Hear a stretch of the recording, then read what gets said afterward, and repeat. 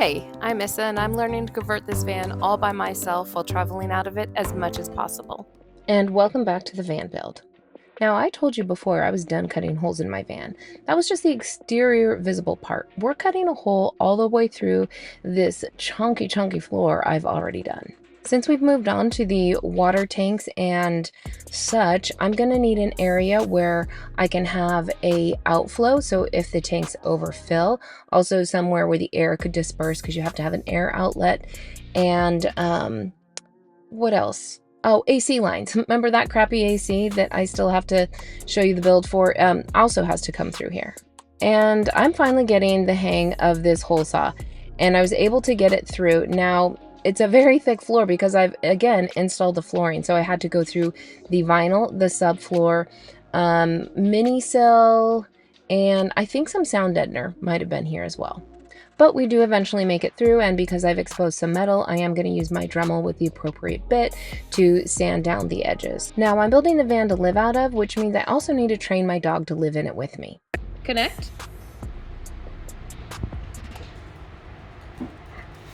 Good boy. Good sit. Go to your seat.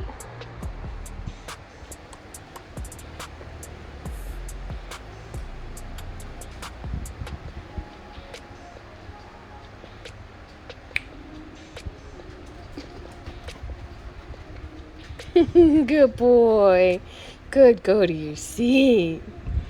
Okay, cute dog intermission over. I knew all of the wires and hoses that need to go through this hole, so I was testing them in that one thing. It didn't work. So I got this thing. It's pretty malleable, and I was able to fit all the hoses and wires and such I needed to.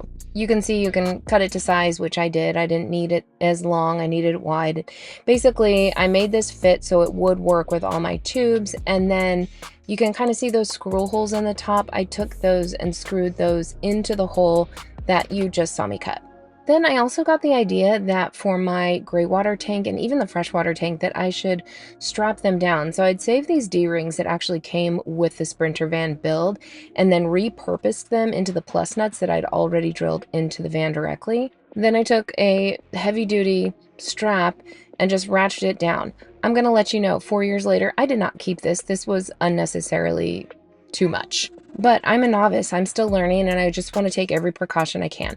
So it wasn't a horrible idea, it just was an unneeded idea, and I eventually removed this. Also, remember that little shelf I have behind here? Here's that silencer line, and you do actually want a little loop in it there. And here's another thing I decided to change.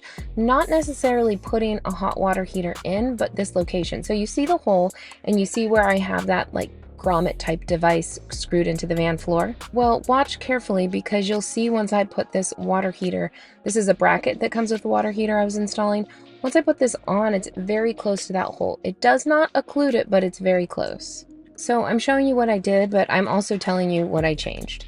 I eventually do move this water heater perpendicular, so it's actually against the gray water bars facing out rather than sideways. Now, I do like the way it fits sideways better, but with the hole and all the lines and the things I ended up needing to add to my plumbing system, this location did not work for me. And by the way, although it looks like it's nighttime and that's why I have a headlight on, it's early morning. I don't know, it's probably 3, 4 in the morning when I was doing this because the sun is so stinking hot in Arizona.